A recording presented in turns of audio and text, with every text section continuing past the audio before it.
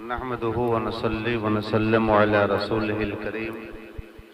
अम्मा बअद फ़अऊज़ु बिल्लाहि मिनश शैतानिर रजीम। बिस्मिल्लाहिर रहमानिर रहीम। व क़ज़ा रब्बुका अल्ला तअबुदू इल्ला इय्याह व बिल वालिदैनि इहसाना। इम्मा यबलुगन्ना इंदकल किबरा अहदुहुमा औ किलाहुमा फला तकुल लहुमा उफ़्फ़िन वला तनहरहुमा। सदक़ल्लाहु मौलाना अज़ीम व बल्लगना रसूलुहुन नबियुल अमीनुल मतीनुल करीम व नहनु अला ज़ालिका लमिन शाहिदीन व शाकिरीन वल्हम्दुलिल्लाहि रब्बिल आलमीन। दरूद शरीफ पढ़ लिया जाए। अल्लाहुम्मा सल्लि अला सय्यदना मौलाना मुहम्मद व अला आलिहि व अस्हाबिहि व बारिक वसल्लम। सलातो व सलामुन अलैका या रसूल अल्लाह। अज़ीज़ान गिरामी, रफ़ीक़ान मिल्लत इस्लामिया, मुअज़्ज़ज़ हाज़रीन सामीन, तकरीर का वक्त बिल्कुल ही नहीं रह गया, बल्कि 17-18 मिनट हम लोग आगे जा रहे हैं। प्रोग्राम खत्म होने का टाइम 12 बजे था और अब 12:20 हो गया होगा, हो गया। तो 20 मिनट हम आगे जा रहे हैं। तो इसका सीधा मतलब यह है कि अब तकरीर का टाइम नहीं रहा, मगर इसका यह मतलब भी नहीं कि आपको इस बात का गम या दुख या अफसोस हो, इसलिए कि हमारी एक सोच है कि महफिल में अगर कोई एक तकरीर भी कामयाब हो जाती है तो सबकी तरफ से फर्ज़े किफ़ाया अदा हो जाता है। अभी आपने मुफ्ती ज़ाहिद हुसैन मंजरी साहब की ज़बानी जो मालूमाती गुफ्तगू सुनी है और इस्लाम की आफाकियत, इसकी गहराई, इसकी ऊंचाई और कानून इस्लाम में जो इंसानों की फलाह बहबूदी का राज पोशीदा है, इस ताल्लुक से जो इनकी कीमती और मालूमाती गुफ्तगू आपने सुन लिया है, तो ये आज की महफिल की मरकजी तकरीर और बुनियादी गुफ्तगू थी जो हो गई। मुझे अजीज गिरामी मौलाना शफीक रजा ज़ियाई ने और उनके भाई जाकिर साहब हैं और दीगर भाई हैं, बड़े शौक से, बड़ी तमन्ना से, बड़ी आरजू से, हसरत से अजीज गिरामी शायर अहले सुन्नत मदह खाने मुस्तफ़ा अजीज मुकर्रम चमन रजा गजाली के तवस्सुल से दावत भिजवाई। अब बड़ा इन्होंने शौक जाहिर किया साहिब खाना की तरफ से कि बड़ी तमन्ना है, तो मुझे भी इस गांव में आने की तमन्ना थी। इस माना करके बहुत ज़्यादा दूरी जनकपुर में और यहाँ में नहीं है, लेकिन इतनी दूरी बनी थी जैसे कि अमेरिका में और नेपाल में है। यानी अब तक की उम्र में इस गांव में मेरा आना नहीं हो सका, तो वैसी ही दूरी बन गई। तो इस हिसाब से मुझे भी शौक था पहुंचने का, तो दोनों तरफ का शौक टकराया और फिर इस तरह से हमारी आपकी मुलाकात का हुस्न इत्तेफाक सामने आ गया। मुलाकात आज हो गई। तकरीर इंशाअल्लाहुल अज़ीज़ फिर दूसरी मुलाकात में हो सकेगी। शादी की महफिल है, शादी के हवाले से भी इन्होंने बड़ी शानदार जानदार गुफ्तगू फरमाई।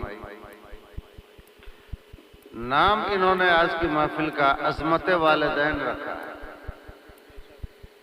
हालांकि शादी के मौके पर उम्मन लोग शादी खाना आबादी कह करके उन्वान रखते हैं, या अन्निकाह मिन सुन्नती कह के, या इसके मुनासिब कोई भी लफ्ज़ हो उन्वान रखते हैं, मगर इन्होंने अज़मत वालिदैन का उन्वान बनाया शादी के मौके पर। तो मैं सोचने लगा कि ये अज़मत वालिदैन शादी के मौके पर ये उन्वान मुंतखब करने की क्या वजह हो सकती है। तो फिर ख्याल आया कि आखिर मौलाना शफीक रजा जियाई पढ़े लिखे आदमी है, तो पढ़े लिखे आदमी का जहन दूर तक काम करता है। तो मैंने समझा वजह इसकी ये हो सकती है कि इंसानी जिंदगी का वो दौर जो शादी से पहले का होता है, वो दौर शादी के बाद वाले दौर से बिल्कुल मुख्तलिफ हो जाता है। उमूमन शादी से पहले माँ बाप की खूब कद्र होती है, खूब इज्जत होती है, चूंकि माँ बाप खिलाते भी हैं, पिलाते भी हैं, जरूरियात जिंदगी भी वही पूरी करते रहते हैं, तो औलाद की नजर में माँ बाप का एहतराम बहुत ज्यादा होता है।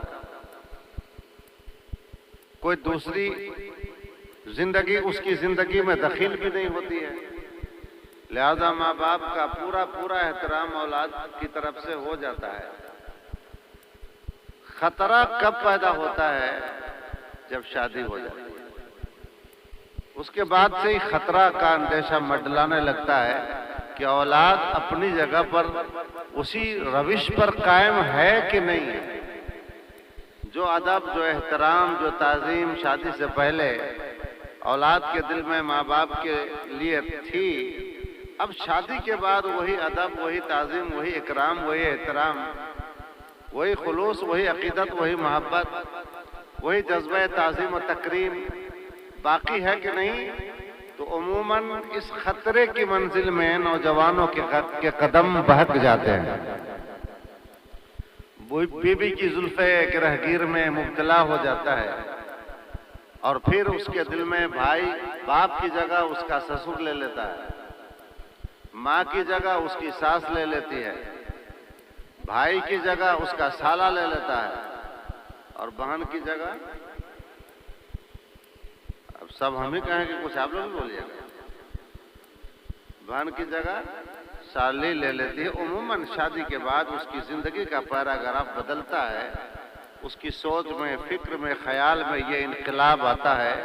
अक्सर नौजवान शादी के बाद चूंकि बहक जाते हैं, इसलिए मौलाना शफीक साहब ने अजमत वालिदैन का उन्वान रखा ताकि होने वाली शादी के बाद भी हमारे भाई के दिल में माँ बाप की अजमतों का चिराग जलता रहे, उनके अदब व एहतराम का चिराग जलता रहे। और याद रखिए, जिस शादीशुदा जोड़े के दिल में माँ बाप का अदब व एहतराम बाकी रह जाए, उनकी ताजीम व तकरीम का जज्बा बाकी रह जाए, माँ बाप के साथ हुस्न सलूक का बर्ताव कुरान पाक ने हुक्म फरमाया है वो हुस्न सलूक बाकी रह जाए, तो उस जोड़े की जिंदगी जीते जीते जन्नती जिंदगी हो जाती है। बहारों से, रानाइयों से, ज़ेबाइयों से उसकी जिंदगी भर जाती है और उसकी जिंदगी में कभी तबाही, बर्बादी, गम और खौफ और दहशत, मायूसी और उदासी ये चीजें नहीं आती है। जिस खुश नसीब जोड़ों के सर पे उसके माँ बाप की दुआओं का सहारा होता है, उसकी माँ बाप का दस्ते शफकत उसके सर पे हो जाए, तो वो जोड़ा कभी मायूस नहीं होगा। गरीब हो सकता है लेकिन वो जोड़ा गमगीन नहीं हो सकता है। उसका दिल फरहतो इंबिसात, कल्बी सुरूर, रूहानी कैफ अपने अंदर महसूस करता रहेगा।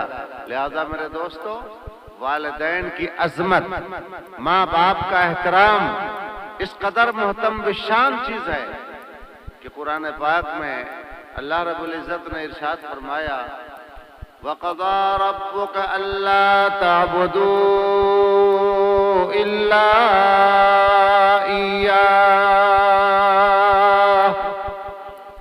तेरे रब ने फैसला कर दिया कि रब के सिवा किसी की इबादत न करो, अल्लाह के अलावा किसी की इबादत न करो, परस्तिश न करो, रब के अलावा किसी के आगे सजदा न करो, रब को छोड़कर किसी की इबादत न करो। व बिल वालिदैन इहसाना,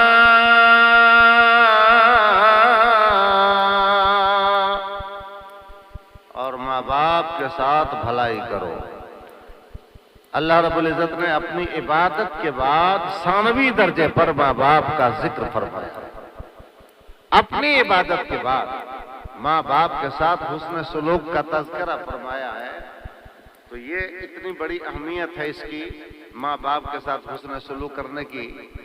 अफसोस इस बात का है कि अभी के लोग माँ बाप का अदब व एहतराम, उनकी ताज़ीम व तौक़ीर और उनके हुकूक को बजा लाने को बहुत ज्यादा अहम नहीं समझता।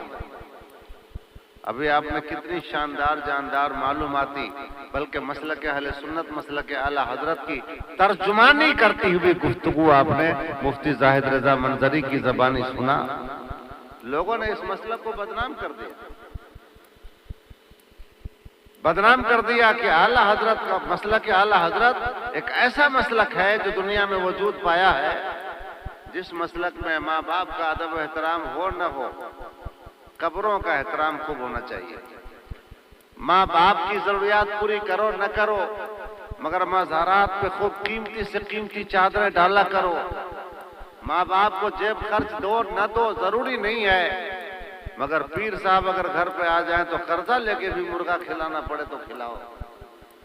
अजीब व गरीब तमाशा बना रखा लोगों ने, और इसका नाम रखा मसलक आला हजरत। अस्तगफिरुल्लाह अस्तगफिरुल्लाह। मसलक आला हजरत इसका नाम नहीं है। मसलक आला हजरत तो वही है, उसी का नाम है जो मसलक मेरे सिद्दीक़ अकबर का था, जो मसलक फारूक आजम का था, जो मसलक उस्मान गनी का था, जो मसलक मौला अली शेर खुदा का था, जो मसलक तमाम साहबे किराम का था।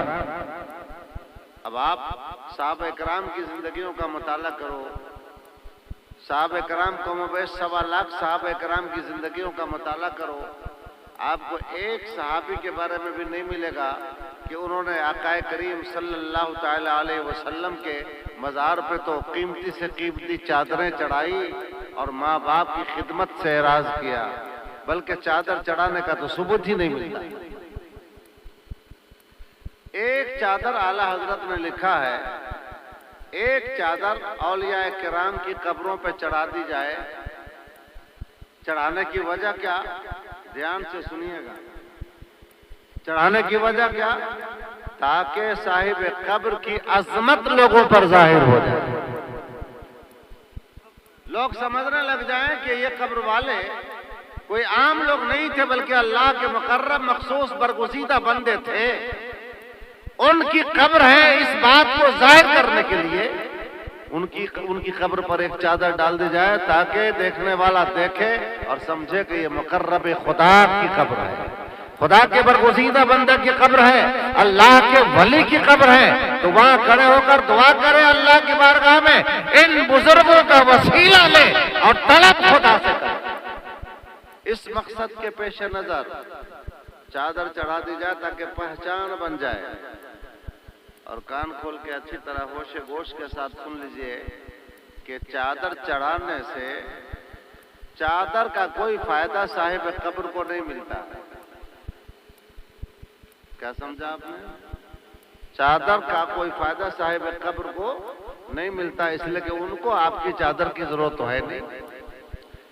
वो अल्लाह वाले दुनिया से चले गए, जन्नती फर्श उनके लिए बिछा दी गई, जन्नत की नसीम उनकी कब्र में आ रही है, जन्नती शमीम उनकी कब्र को मुअत्तर कर रही है। तो जिनके यहाँ जन्नत की खुशबू आए, जन्नत का बिस्तर लग जाए, तो आपके जनकपुर और जलेसर की चादर की क्या जरूरत है? उनको कोई जरूरत है? उनको इस चादर का कोई फायदा है? उनको कोई फायदा नहीं है उनका।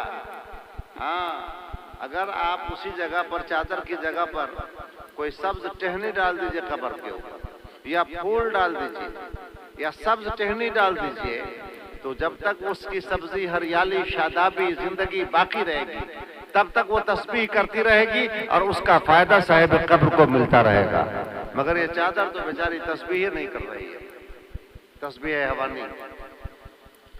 तो अगर कोई एक इंसान 1 लाख की चादर लेके डाल दे और दूसरा गरीब इंसान जिसके पास पैसे ही नहीं है, कहां से लाख रुपए की चादर लाएगा, वो आदमी खजूर की, आम की, इमली की या फूल की कोई एक डाली तोड़कर कब्र पे रख दे। अब आप दुनिया भर के फुक़हाए किराम से, मुफ्तियान किराम से फतवा पूछो कि वो बेचारा गरीब इंसान जो एक डाली रख दिया कब्र पे, और ये लाखपति इंसान लाख रुपए की चादर रख दिया कब्र पे, तो साहिब कब्र को दोनों में से किससे ज्यादा फायदा हो रहा है? तो सारे मुफ्तियार कराम का फतवा यही आएगा कि उस डाली का फायदा साहिब कब्र को ज्यादा होगा। लेकिन आदमी बता हो गया, मुफ्ती साहब पागल हो गया आदमी, फैशन में चूर हो गया। जब तक गरीबी थी तो लोग कब्रों में बांस डालते थे, राड़ी से उसको काटते थे, उस पर मिट्टी डालते थे। बांस भी ताजा, राड़ी भी, सबकी तस्बीह होती थी। अब बांस की जगह सखुआ रख दिया, सूखी लकड़ी डाल दिया, और वो राड़ी की जगह पर प्लास्टिक की चटाई डाल दिया। बोलिए प्लास्टिक की चटाई अच्छी है मुर्दे के हक में या वो राड़ी? वो घास बेहतर है। अगर घास डालेंगे तो मदीना के कब्रिस्तान की सुन्नत अदा हो जाएगी। क्योंकि मदीना में जितने भी असहाब लेते हैं, किसी की कब्र में सखुआ का पठा नहीं डाला गया, बल्कि घास डाला गया था। उसका नाम इसखर घास, वो घास डाला गया। आज हम लोगों के यहाँ पुराने जमाने में घास डालने का तरीका था। अब मालदारी आई, दौलत आई, पैसे आए तो फैशन बढ़ गया। अब वो चटाई बर्बाद कर रहे हैं, उसमें डाल के सखुआ का तख्ता डाल के बर्बाद कर रहे हो। क्योंकि सखुआ का तख्ता नहीं डालेगा तो कल हो के लोग कहेंगे देखो कितना बड़ा बखील है, बाप मरा तो कब्र में तख्ता नहीं दे सका। ज़हनियत तो देखो, ज़हनियत कैसी हो गई इस इंसान की। अस्तगफिरुल्लाह। हर गलत काम में शान समझना शुरू कर दिया, बुलंदी समझना शुरू कर दिया। उसमें नहीं है बुलंदी, लेकिन हमने मेयार अपनी समझ का अलग बना लिया। दोस्तान मोहतरम, तो ये कुरान अजीम में आया, वक़दा रब्बुका अल्ला ताबुदू इल्ला इय्या, तेरे रब ने फैसला कर दिया है कि रब के सिवा किसी की इबादत न करो। व बिल वालिदैन इहसाना, और माँ बाप के साथ हुस्न सलूक करो। इम्मा यबलुगन्ना इंदकल किबरा अहदुहुमा, उनमें से कोई एक या दोनों बुढ़ापे को पहुंच जाए तो फला तकुल लहुमा उफ़्फ़िन वला तनहरहुमा, तो तुम उन्हें उफ न कहो, उन्हें झिड़की न दो। और ये मंजिलें उमूमन शादी के बाद होती है। माँ बाप बूढ़े हो जाते हैं, अब वो माँ बाप अपनी औलाद की कमाई के इंतजार में हो जाते हैं।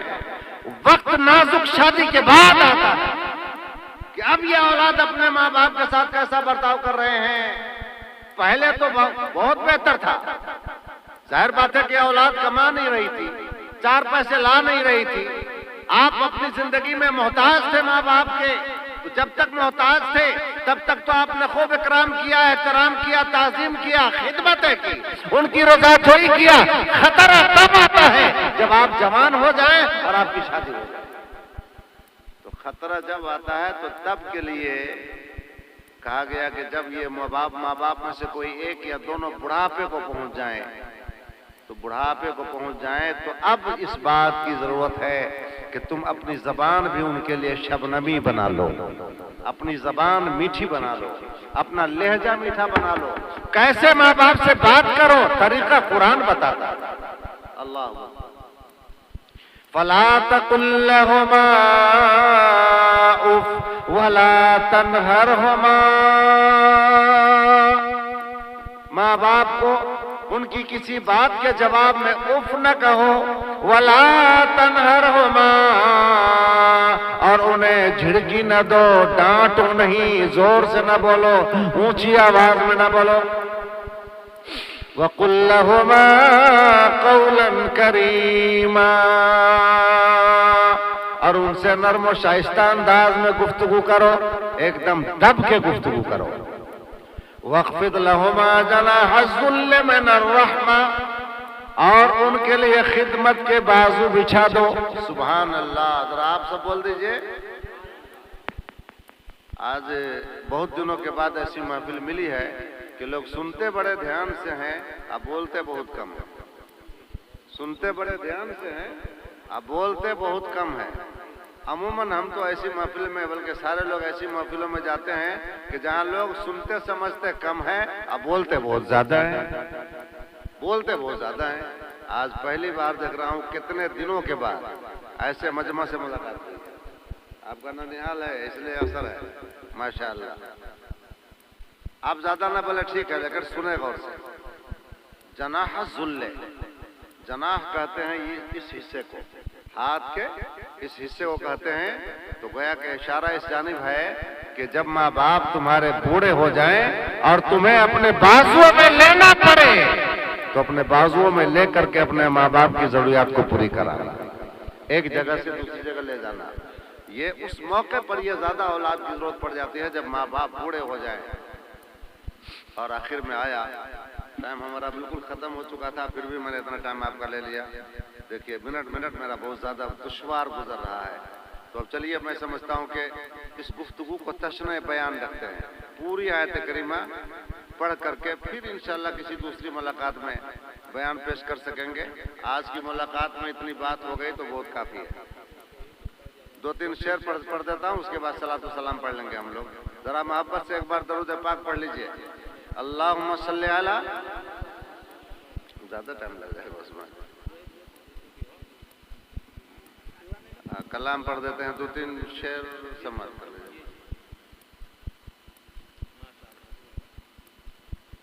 दाना दाना मेरे हुजूर का दाना दाना मेरे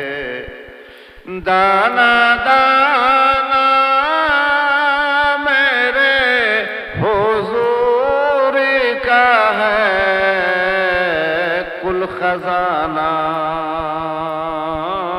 मेरे हुजूर का है, कुल खजाना मेरे हुजूर का है। ऐसा बाचल जरा सलीके से, ऐसा बाचल जरा सलीके से, आस्ताना मेरे हुजूर का है, आस्ताना मेरे हुजूर का है। शेर समझ में आता है? अंदाज बिल्कुल सादा है, शायरों की तरह नहीं, वो मासूम साहब की तरह और चमन गजाली की तरह नहीं। मैं सीधा आदमी, सीधा अंदाज, और आप लोग भी सीधे हैं माशाअल्लाह, एकदम मुताबिकत बड़ी अच्छी है, इसलिए कभी कभी सुभान अल्लाह कहिए। शेर देखिए कितना आसान है, आपकी समझ में आएगा। अर्श आज़म से और भी आगे, अर्श आज़म से, अर्श आज़म से और भी आगे, अर्श आज़म से और भी आगे, आना जाना आना जाना मेरे हुजूर का है, आना जाना मेरे हुजूर का है। हुजूर के घराने का अखलाक देखिए, हुजूर की जिंदगी, सीरत का एक जलवा मुलाजा फरमाइए। भूखे रह कर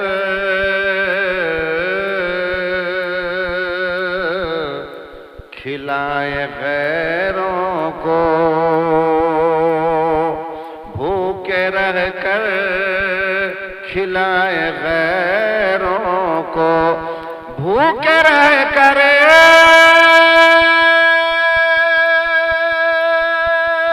खिलाए गैरों को, ये घराना मेरे हुजूर का है, ये घराना मेरे हुजूर का है। जलवा देख लिया, नवासा का भी जलवा देख लीजिए माशाअल्लाह। अब मदीना से करबला चले आइएगा। सर झुकाया नहीं कटा डाला, सर झुकाया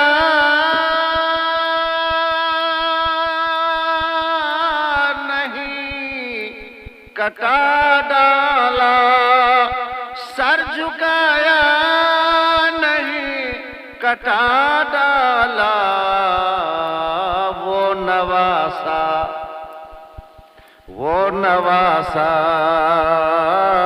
मेरे हुजूर का है, वो नवासा मेरे हुजूर का है। दाना दाना मेरे हुजूर का है, कुल खजाना। और एक शेर आखिरी, मुझे लगता है कि इस पर कम से कम 2-4 आदमी तो सुभान अल्लाह बोलिए दीजिएगा। क्या मेरा अंदाज है मुफ्ती साहब? कैसे पहुंचेंगे नजदियों के खतूत, खतूत चिट्ठी को कहते हैं। कैसे पहुंचे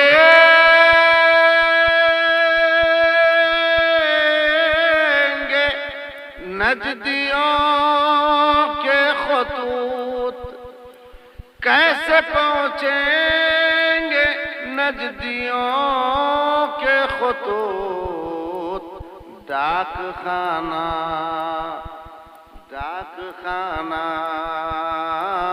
मेरे हुजूर का है, डाक खाना मेरे। माशाअल्लाह, आपकी महफिल की नूरानी तौर बढ़ गई। ये किताब जो आप सामने देख रहे हैं ना, ये किताब 20 रकअत तरावी के ऊपर हमारा मुनाजरा हुआ था एफएम में जनकपुर।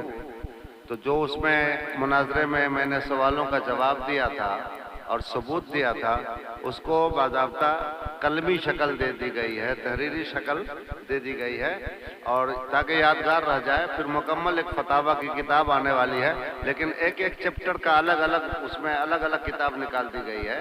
तो ये 20 रकअत तरावी पर है, आप ये देख रहे हैं, और उसमें एक इल्म गैब मुस्तफ़ा पर है। ये दोनों किताबें मैं इसलिए ले आया ताकि ये दोनों किताबों को आप समझ भी लें और एफएम की यादगार भी आपके सामने आ जाए। तो जो आपने सुना था उसको आप किताब में पढ़ सकते हैं अल्हम्दुलिल्लाह। और ये दोनों किताबें एक साथ आप ले लीजिएगा, एक साथ ले लीजिएगा। किताब का हदिया तो बहुत है, लेकिन आपकी समझ में जो आए वो देते जाइएगा, और वो सारा का सारा हदिया फैजान मदीना मदरसा में चला जाएगा इंशाअल्लाह। तो माशाअल्लाह, अगर आप कोई पढ़ना जानते हैं तो वो पढ़िएगा, पढ़ने की नियत से ले लीजिएगा। और जो नहीं पढ़ना जानते हैं तो इस नियत से ले लीजिएगा कि किसी पढ़ने वाले को हम दे देंगे तो सवाब मिल जाएगा माशाअल्लाह। तो किसी पढ़ने वाले को आप दे दीजिएगा खरीद करके। 2-2 किताबें ले लीजिएगा। महफिल के इख्तिताम पर सलातो सलाम के बाद, महफिल खत्म होने के बाद ले लीजिएगा। चलिए, इन्हीं चंद लफ्जों के साथ मैं आपसे अब रुखसत होता। वमा अलैना इल्लल बलाग। जाकिर साहब ठीक है ना? वमा अलैना इल्लल बलाग व आखिरु दावाना अनिल हम्दुलिल्लाहि रब्बिल आलमीन।